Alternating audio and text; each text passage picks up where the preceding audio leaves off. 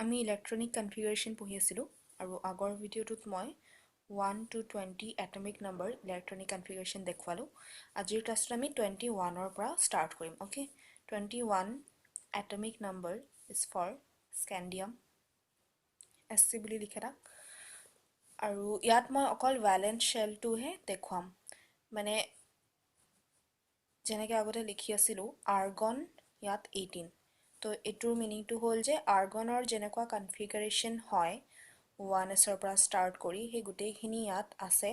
আৰু তাৰ উপৰিও 4s2 এই 4s অৰবিটেলটো ফিল্ড হৈ আছিল লাষ্ট আমি কেলছিয়ামটো যেতিয়া কৰিছিলোঁ।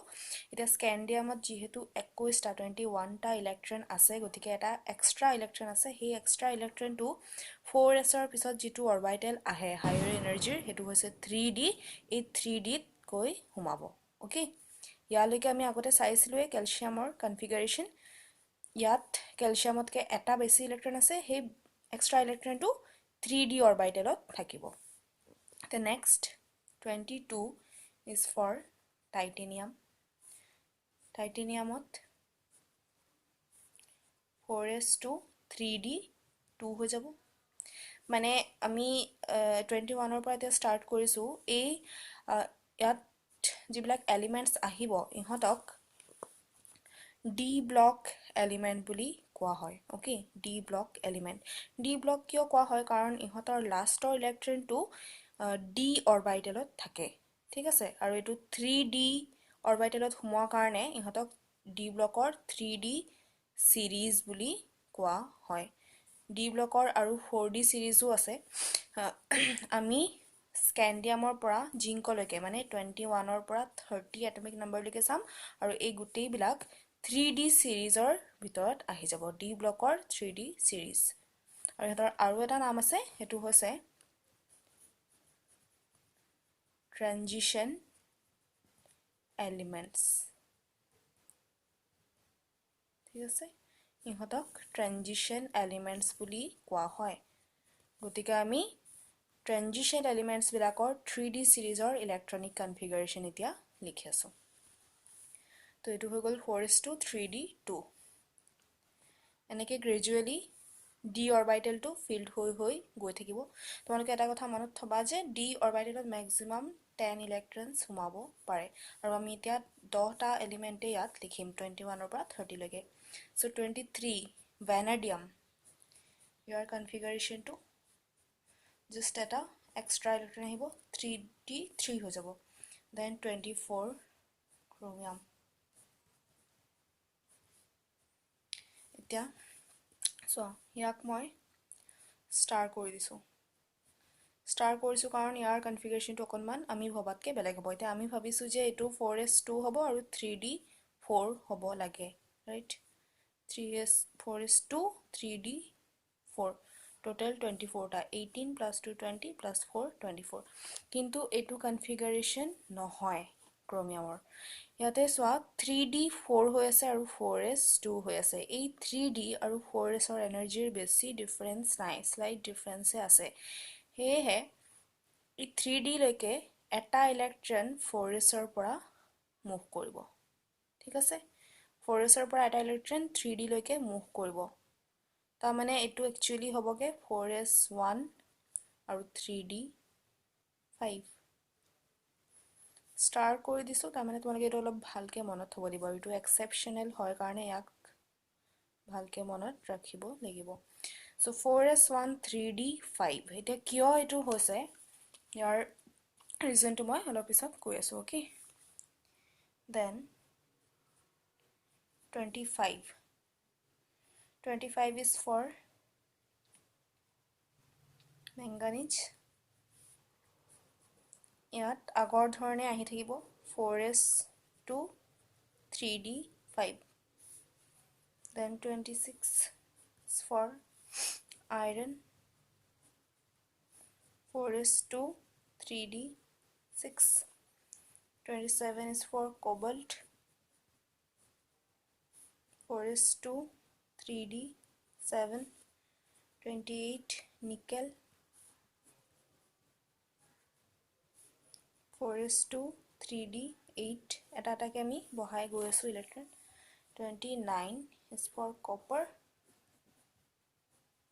18 4:3D9. এতিয়া second exceptional case to ইয়াতে আহি আছে. So again মই ইয়াক start কৰিছো. এতিয়া চোৱা 4:3D9 হৈছে again 4s ৰ পৰা এটা ইলেক্ট্ৰন ইয়ালে গুচি যাব, তো এটো হৈ যাব 3D10 আৰু এই 4s টোত এটা ইলেক্ট্ৰন থাকি যাব। তোমালোকে অলপ ভালকে ক্লিয়াৰলি এটো লিখি দিবা ইয়াত অকমান তো overwriting হৈ গৈছে। Okay 4s1 3D10.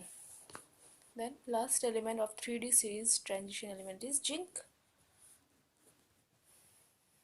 Argon 18 4s ইয়াত দুটা সোমাব আৰু 3D10 তো ইয়াত চোৱা 3D orbital টো completely filled হৈ গৈছে ঠিক আচ্ছা এতিয়া ইয়াৰ পৰা ইয়ালৈকে তোমালোকে মনত প্ৰেক্টিস কৰিব লাগিব এইখিনি স্পেশালি ক্ৰোমিয়াম আৰু কপাৰ এই দুটাক গুৰুত্ব অকমান দিব লাগিব তো কিয় গুৰুত্ব দিব লাগিব কিয় কি ইহঁতৰ ইলেক্ট্ৰনিক কনফিগাৰেশন বিলাক এক্সেপশনাল হয় তো ইয়াৰ কনফিগাৰেশন হৈছে 4s1 3d5 আৰু ইয়াত হৈছে 4s1 3d10 Now this 3d5 and 3d10 এই দুটা কনফিগারেশন এটাত আছে 3d5 আৰু এটা আছে 3d10 এটা যদি মই বক্স বনাও অৰবিটাল বিলাক যদি মই শো কৰো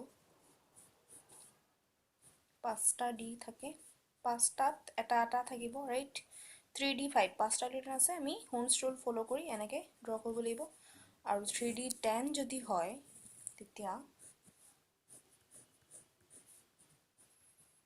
এটা এটা দি যোৱাৰ পিছত again 5 6 6 7 8 9 10 আচ্ছা এতিয়া সো ইয়াত একেবাৰে হাফ ফিল্ড হৈ আছে d orbital টো আৰু ইয়াত completely filled হৈ আছে now these two configurations are considered to be stable যেতিয়া কোনোবা এটা অরবিটাল আধা ফিল হৈ থাকে যেনেকে d হলে d5 কনফিগারেশন টো 3d5 ও হ'ব পাৰে বা 4d বা 5d5 ও হ'ব পাৰে যেতিয়া প্ৰত্যেকটো অৰবিটালতে আধা মানে এটা এটাকে ইলেক্ট্ৰন হুমাই থাকে বা যেতিয়া গুটেই অরবিটালটো কমপ্লিটলি ফিল্ড হৈ থাকে এই দুয়োটা কেছতে অরবিটালটো বেছি ষ্টেবল হয় ওকে এটা কিয় ষ্টেবল হয় তাৰ ৰিজন আছে ইলেক্ট্ৰন বিলাকে নিজৰ মাজত পজিশন টু এক্সচেঞ্জ কৰিব পাৰে ওকে ইয়াৰ লগত এক্সচেঞ্জ কৰিব পাৰিব এইটো ইলেক্ট্ৰন এইটোৰ লগতো এক্সচেঞ্জ কৰিব পাৰিব তো এনেকে এক্সচেঞ্জ পসিবল হয় আৰু এই এক্সচেঞ্জত এটা এনাৰ্জি ৰিলিজ হয় যাক কোৱা হয় এক্সচেঞ্জ এনাৰ্জি এটা যিমান বাৰ এক্সচেঞ্জ কৰিব পাৰিব হিমানেই এক্সচেঞ্জ এনাৰ্জিটো হিমানেই বেছি হ'ব আৰু হে এটমটো হিমানেই বেছি ষ্টেবল হ'ব এতিয়া বেছি এক্সচেঞ্জ এনাৰ্জি দুটা কেছতে পসিবল এটা হৈছে কমপ্লিটলি ফিল্ড হলেতো হ'বই আৰু হাফ ফিল্ড হলেও বহুত বাৰ এক্সচেঞ্জ পসিবল হ'ব কিন্তু ইয়াতে আৰু এটা ফ্যাক্টৰ এড হৈ থাকে হেতু হৈছে সিমেট্ৰি এটা তোমালোকে ভাবিব পাৰা যে হা 3d 6 হলেও তো বহুত কেটা মানে এক্সচেঞ্জ পসিবল হ'ব ইয়াতটো হাইয়েস্ট হ'বই হ'ব হাইয়েস্ট হ'ব কিন্তু 3d5 তকে 3d6 ত বেছি এক্সচেঞ্জ পসিবল হ'ব কিন্তু তাৰ লগতে মই কৈছো যে আৰু এটা ফ্যাক্টৰ আছে হেতু হৈছে সিমেট্ৰি যেতিয়া বস্তুটো কনফিগাৰেশনটো পুৰা সিমেট্ৰিক্যাল থাকে ইয়াতে সব সবতে এটা এটা আছে মানে এটো সিমেট্ৰিক হৈ আছে এটো ঠিক তেনেকে সিমেট্ৰিক্যাল হৈ আছে তেতিয়াও ষ্টেবিলিটিত অকনমান এড কৰে so both considering both these factors exchange energy and symmetry we can say that only half filled and exactly half filled and completely filled configurations are stable okay ekira বেছি stable হয় হেয়ে হে কোনোবা এটা atom যদি possible তেতিয়া এনেকুৱা ধৰণৰ configuration লৈ থাকিবলে ভাল পাব ঠিক এতিয়া ইয়াতে হেতু possible হৈছিল কাৰণে 4s ৰ পৰা এটা ইলেক্ট্ৰন ইয়ালে মুভ কৰিলে কাৰণ ইয়াত বেছি এনাৰ্জি দৰকাৰ ইয়াত নাই হোৱা কিন্তু সবতে হেতু কৰিব নোৱাৰে ওকে ইয়াত বলে হি দুটা ইলেক্ট্ৰন ইয়ালে গুচি যাব হেতু কিন্তু পসিবল নহব কাৰণ তাত বেছি এনাৰ্জি ইনভলভ হ'ব দুটা ইলেক্ট্ৰন যাবলে ঠিক তেনেকে বাকি বিলাকতো পসিবল নহয় only in case of chromium এটা ইলেক্ট্ৰন ইয়াৰ পৰা ইয়ালে ট্ৰানজিশন কৰিব পাৰে আৰু হাফ ফিল্ড কনফিগাৰেশন দি দিব পাৰে এটমটোক আৰু এটা কেছ আছে কপাৰ যেতিয়া 3D9 হ'ব লাগিছিল 3D9 ষ্টেটত আনষ্টেবল হ'ব চ' 4s পৰা এটা ইলেক্ট্ৰন 3D লৈ গুচি গৈ পেলাই 3D10 কনফিগাৰেশ্যন দিব মানে কমপ্লিটলি ফিল্ড কনফিগাৰেশ্যন দিব কপাৰক অ'কে তেতিয়া এইটো বেছি ষ্টেবল হ'ব ফাইন ঠিক আছে